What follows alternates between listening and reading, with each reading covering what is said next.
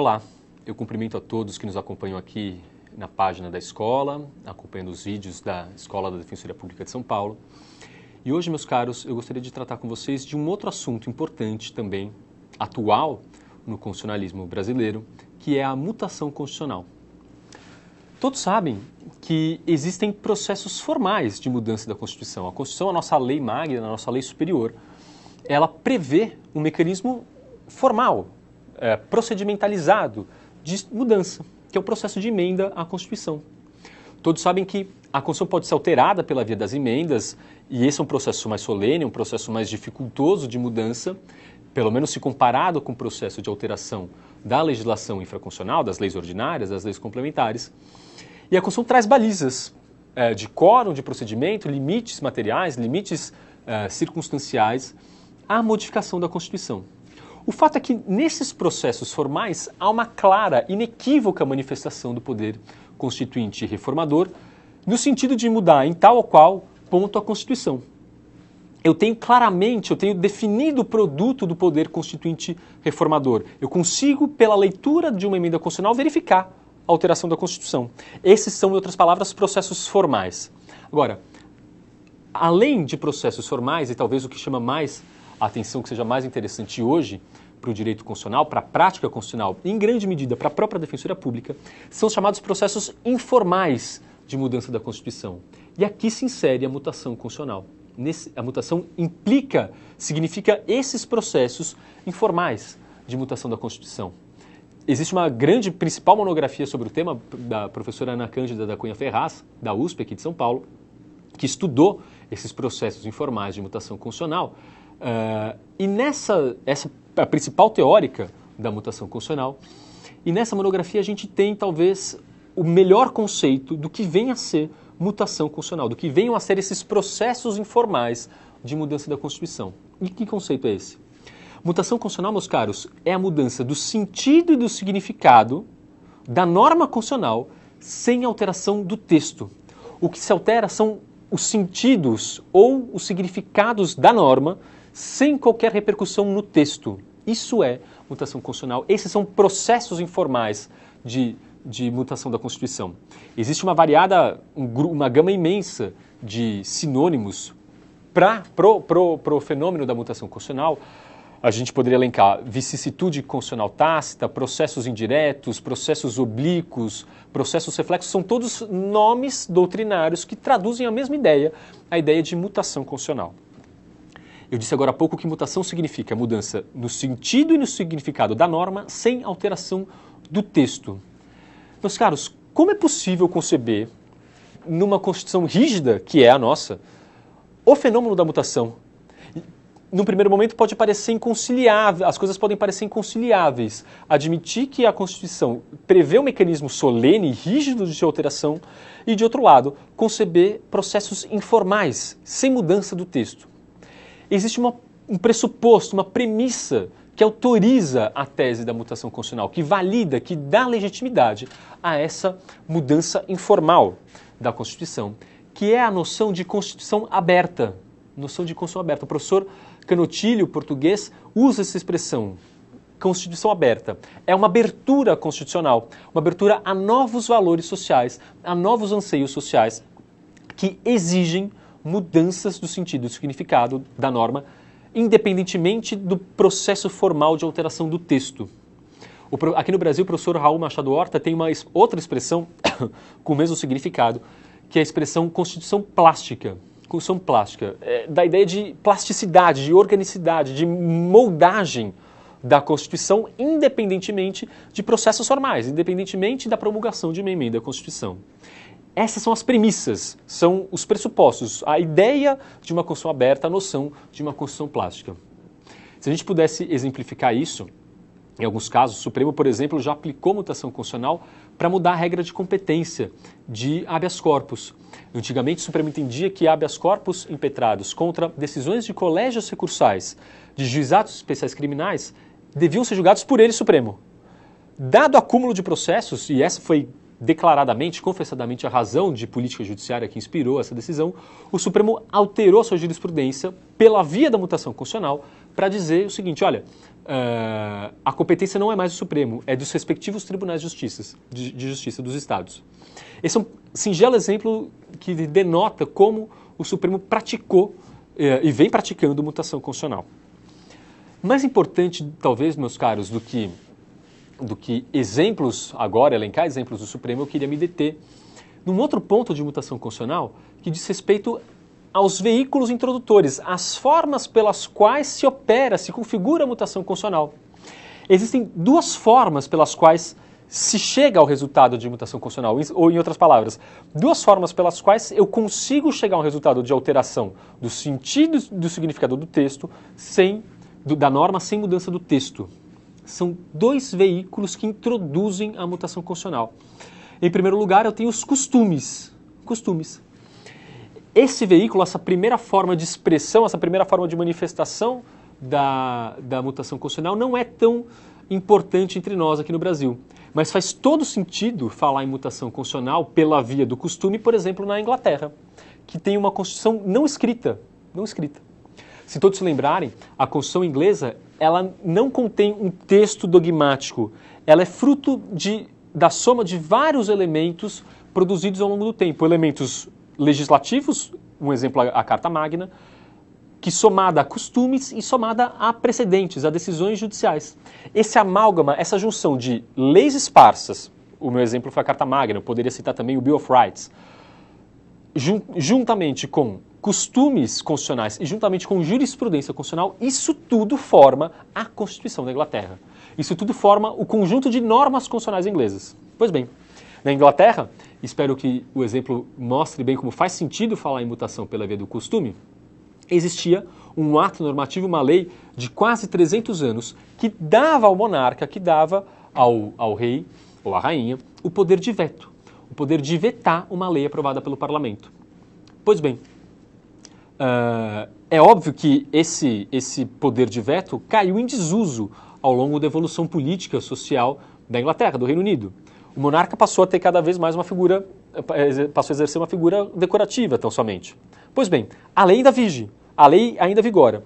Se hoje a rainha da Inglaterra resolve vetar uma lei aprovada pela maioria do parlamento inglês, esse veto seria inconstitucional, por ferir um costume. Esse costume mudou a norma constitucional. É um costume que alterou o processo legislativo do Reino Unido. É um costume que derrogou a prerrogativa que o monarca tinha de vetar, de impedir a vigência de uma lei. Percebe que eu falo de um costume que introduz, que veicula mutação constitucional. Nesse meu caso, alterando o processo legislativo e derrogando uma prerrogativa do rei. Agora, muito mais do que o costume, no Brasil, no sistema jurídico brasileiro, faz muito mais sentido falar em mutação constitucional por uma segunda via, um segundo veículo, e esse segundo veículo é a interpretação judicial. E aqui eu me refiro especificamente à chamada interpretação judicial evolutiva. No Brasil, meus caros, é esse o principal mecanismo, é esse o principal veículo introdutor de mutação constitucional. A interpretação judicial evolutiva.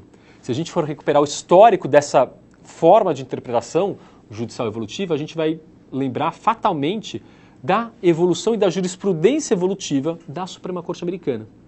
Todos sabem que a Constituição Americana é uma Constituição bastante antiga, de mais de 200 anos, e tem um processo de alteração muito difícil, muito mais difícil do que a alteração da Constituição Brasileira, de 88, por exemplo.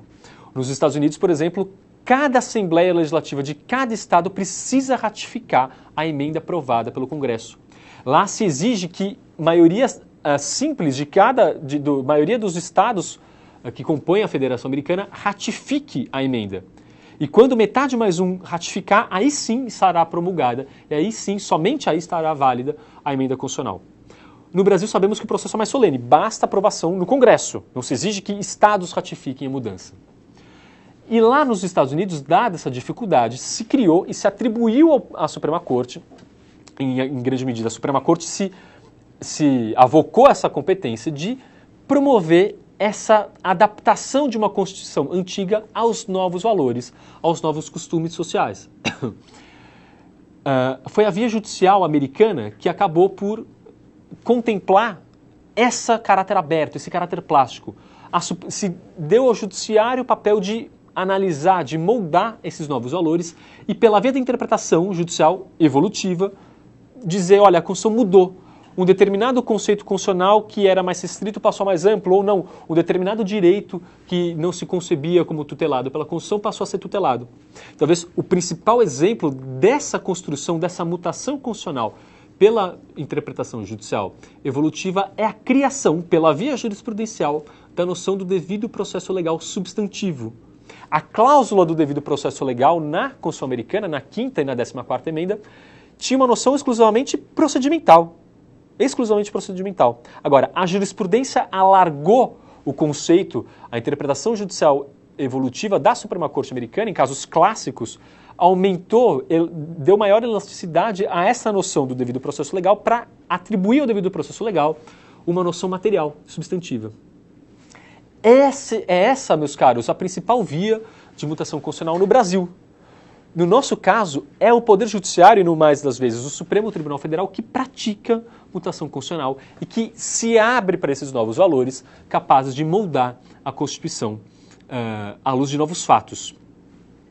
O que eu gostaria de destacar com vocês, meus caros, é que a Defensoria Pública atua em grande medida nessa atuação mesmo.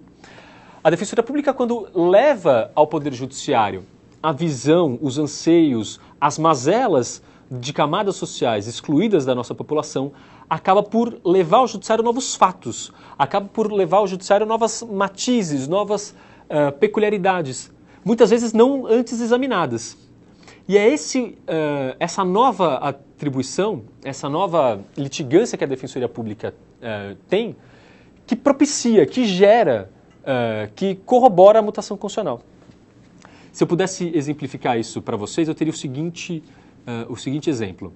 E aqui eu me valeria de um jurista alemão famoso, Friedrich Miller, discípulo do Kelsen, que dizia o seguinte: um texto normativo, uma regra jurídica, conforme ela se aplique a setores concretos da realidade diferentes, ou seja, a realidades fáticas diversas, esse mesmo texto pode gerar, no final do processo interpretativo, normas de decisão diferentes.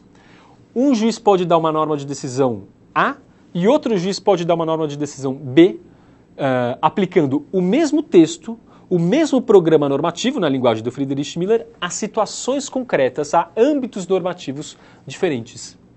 E a Defensoria Pública estimula o Judiciário, expõe ao Judiciário novos domínios normativos, para usar a expressão do Miller, novos âmbitos normativos, novos setores concretos de realidade, moldando a interpretação judicial e muitas vezes fazendo inovações na interpretação judicial. A Defensoria Pública, não tenho dúvida, exerce um grande papel de introduzir, de propiciar mutação constitucional no Brasil. Esses são os dois veículos introdutores, as duas formas pelas quais se manifesta a mutação constitucional. Agora, eu não poderia deixar de falar das críticas à mutação constitucional. E parece justo falar que pode, em alguma medida, haver problemas de legitimidade. Talvez o judiciário não seja, de fato, em todos os casos, o melhor foro, o foro adequado para definir, olha, mudou tal valor ou não mudou tal valor. Estamos mudando a Constituição sem mudar o texto. E a partir daí a doutrina procurou fixar limites, balizas à mutação constitucional. A doutrina admite e defendemos a mutação constitucional, mas não podemos deixar de identificar limites que a condicionam. E a doutrina identifica, sobretudo, dois limites. O primeiro limite, meus caros, é o que a doutrina chama de possibilidade semântica do texto. Possibilidade semântica do texto. De fato, chegar a um resultado tal, pela via da mutação constitucional, que desvirtue o texto, ou melhor dizendo, que não esteja dentro do significado semântico possível do texto constitucional, aí eu teria uma mutação indevida, ilegítima, e esse é, de fato, um primeiro limite à mutação constitucional. Só pode haver mutação constitucional, seja pela via dos costumes ou, no nosso caso, sobretudo pela via da interpretação judicial, quando eu não firo as possibilidades semânticas do texto constitucional. O segundo limite importante, também identificado pela doutrina, está nos chamados princípios estruturantes do Estado. a mutação constitucional ela não pode levar a um resultado tal que fira, que ofenda os princípios estruturantes de um Estado. Eu me refiro à separação de poderes, ao Estado federativo, à repartição de competências, ao modelo democrático, ao princípio majoritário do regime democrático. Esses são pilares fundantes do Estado brasileiro. Só um procedimento formal poderia eventualmente mudar, desde que, obviamente, não se trate de cláusulas pétreas. Esses princípios estruturantes que dão a nota estruturante do Estado não podem ser alterados pela via da mutação constitucional. Esse é o segundo limite da mutação constitucional. Mas, de qualquer forma, meus caros, a mutação constitucional, ainda que sujeita a esses limites, ela se presta a levar novos fatos, e aqui me parece importante o papel da Defensoria Pública de pluralizar o debate e muitas vezes provocar que novas interpretações judiciais, novas interpretações constitucionais sejam alcançadas à luz de fatos próprios da população carente, que tem os seus pleitos levados pela Defensoria Pública. Para encerrar esse assunto, meus caros, ainda tratando da legitimidade, é preciso dizer que a doutrina acabou por construir um outro mecanismo que chancela, que viabiliza, que dá legitimidade à mutação constitucional. A preocupação da doutrina nesse ponto, meus caros, era muito singela. A emenda à Constituição é um ato formal que decorre do poder constituinte derivado reformador. O poder que se atribui, no nosso caso, ao Congresso de emendar a Constituição. Agora, quando é o Judiciário, muitas vezes no controle difuso de constitucionalidade, que opera essa mutação constitucional, se questionou qual que é o fundamento de validade, onde está o lastro que o juiz ou um tribunal pode ter para mudar sentido e significado da norma sem alteração do texto. E para suprir essa lacuna de legitimidade, a doutrina passou a considerar e passou a cogitar de um novo poder constituinte, que não é o poder constituinte derivado reformador, mas sim o chamado poder constituinte difuso. Esse poder constituinte difuso, meus caros, segundo essa doutrina, é um poder que é latente, ele fica latente na sociedade.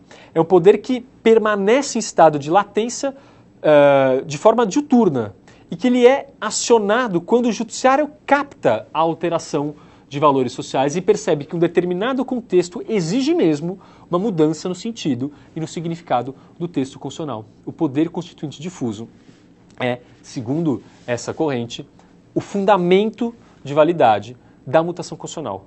Eu só posso ter mudança da Constituição como fruto de um poder constituinte. No nosso caso, no caso da mutação constitucional, o poder constituinte que autoriza a mutação constitucional é o poder constituinte difuso. Eram essas, meus caros, as ponderações que eu tinha para fazer com vocês sobre mutação constitucional. Agradeço mais uma vez a atenção de todos. Obrigado. Até a próxima.